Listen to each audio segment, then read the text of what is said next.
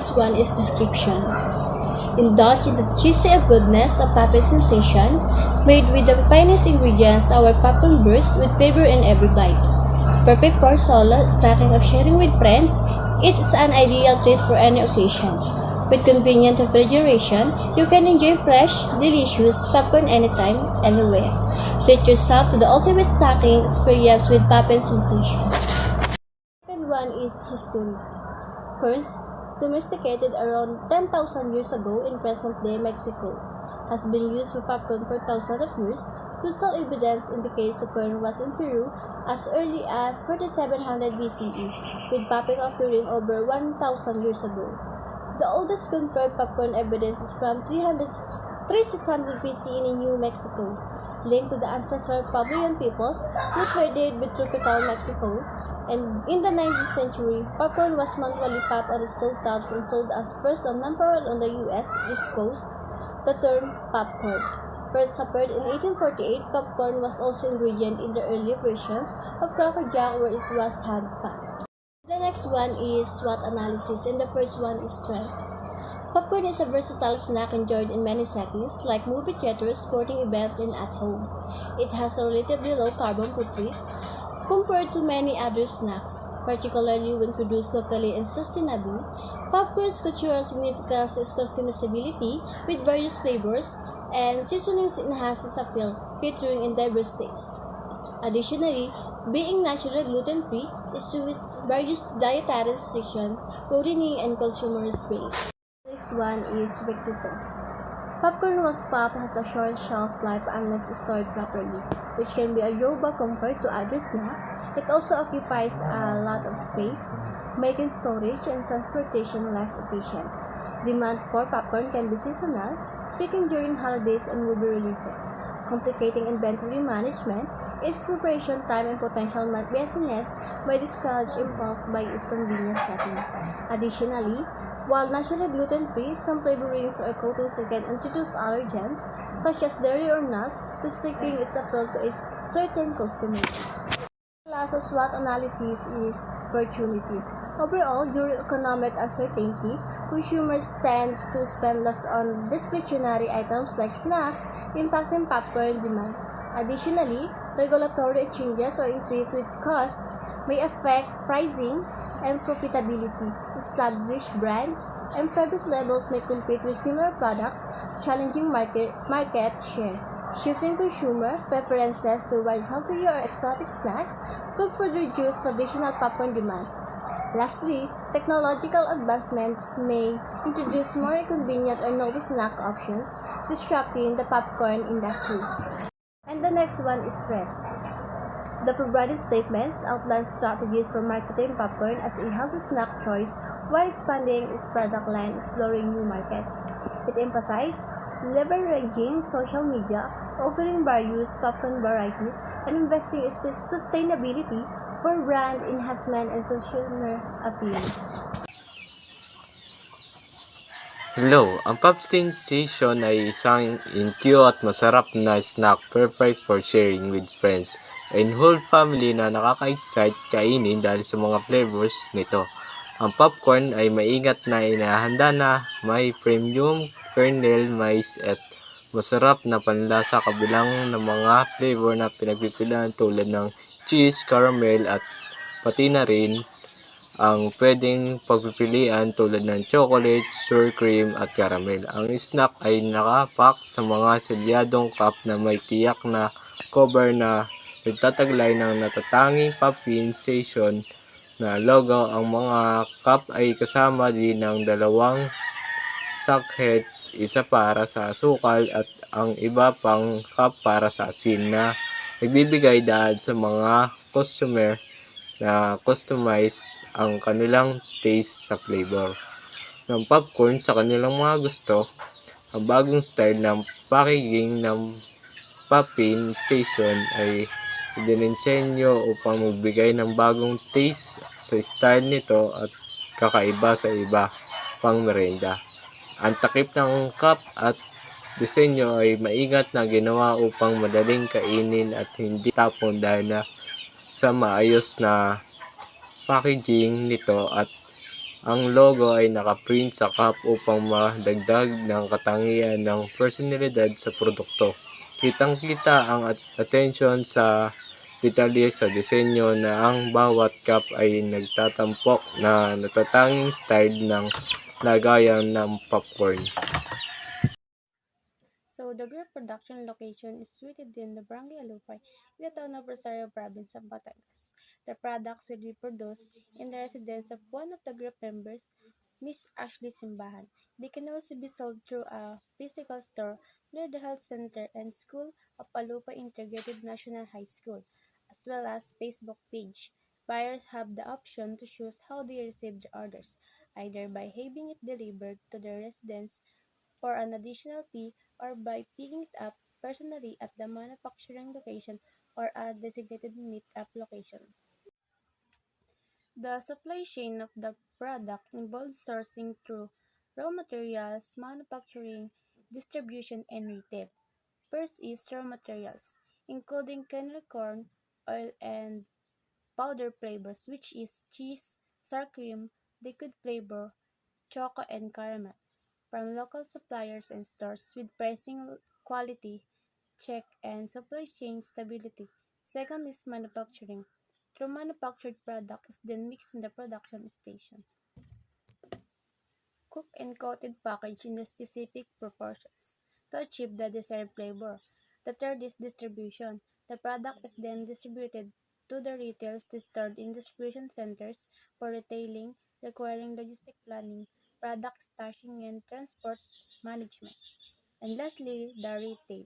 The product is sold directly to consumer through social media orders and physical stores sales, offering a convenient and personal retail experience. The distribution channel of the Poppin Sensation has three key stages. The first stage features wholesalers and retailers as intermediaries, while the second stage involves a single intermediary, usually a retailer, as the point of contact between customers and the product. The third stage is a direct marketing channel, while manufacturers like the Poppin Sensation can engage directly with customers by passing intermediaries and creating a personal connection. The company must decide whether to align with the second channel, selling into both retailers, or for the third channel, accepting individuals' orders and streamlining the purchasing process. C. Our material costs. First, direct costs. Expenses. Goya, cost by 25 pesos times 2 pieces. Total price is 50 pesos. Corn, costs by 50 pesos. Total price 50 pesos. Cheese powder, cost by 12 pesos times 2 pieces. Total price is 24 pesos. Cup, costs by 4 pesos times 5 pieces. Total price 20 pesos. Sugar, costs by 21 pesos. Total price is 21 pesos. Butter, costs by 50 pesos. Total price is 50 pesos. Sour cream, cost by 54 pesos. Total price is 54 pesos. Second is indirect cost. Data connection for online marketing and orders. Indirect cost 20 pesos per day. Total price is 20 pesos. Gas, indirect cost 50 pesos. Total price is 50 pesos. The total of direct cost and indirect cost is 339 pesos. Products expenses. The group utilized the bundling pricing in determining the selling price of their product. With this method, the cost of the two bundled products is less than the amount of single product. The formula for the said method is total cost 110 pesos, unit cost 110 pesos, bundle discount 10 pesos, selling price is equals to unit cost plus unit cost minus bundle discount. As it is equal to 60 pesos plus 60 pesos minus 1,000 is equals to 110 pesos per bundle. So for the promotion, our group has three strategies which are our Facebook page, our commercial, and our poster. So in our commercial, we have used the trending or yung mga memes po sa social media like katulad ng ginagawa ni Jomar, which is mas nakatutulong ito para ma-attract yung mga customers and maaliw at the same time. One is poster, which is yung nasa poster po namin is our product and the price of it na ina-explain or pinapakita po dito yung kung ano or anong itsura ng kung ano yung product and ano yung itsura nito. The last is our Facebook page, which is pwede nyo pong i-message kapag gusto nyo pong umorder. And dito rin po kami magpo-post ng mga updates or di kaya po ito po namin sasabihin kung close po or open yung aming store. So, ang binubuo po ang aming grupo ng 6 na members, 4 na girls and 2 boys. Ito po ay pinamumunuan ko, which is I am Ashley Simbahan, and sumunod po si Rupa May Ann na aking co-leader, and the rest of our group, which is sina Joanna Mendoza, Nika Escano, Elmar Martija, and Arvin Del Rosario. So, I will serve as the entrepreneur and my executive assistant is Rupa May Ann, and our business manager will be Joanna Mendoza, and our social media handler is Nika Escano, which is expert in this, and our service crew is Arvin Del Rosario, and our delivery rider is Elmar Martija, na sanay na po siya sa paggamit po ng motor at meron na ding lisensya. Our packaging. The Pop and Sensation logo is a creative novelty that evokes curiosity and excitement. Its innovative design and vibrant colors convey the joy of explorations and discovering unique experience. The logo promises a transformative experience, igniting the imaginations and encouraging the deeper explorations of creativity and innovation. For the packaging of the product, it is a simple cup with a lid that can fit approximately 200 mg of popcorn, as well as the logo stuck on the middle of the cup. Here are some snapshots of our logo and packaging.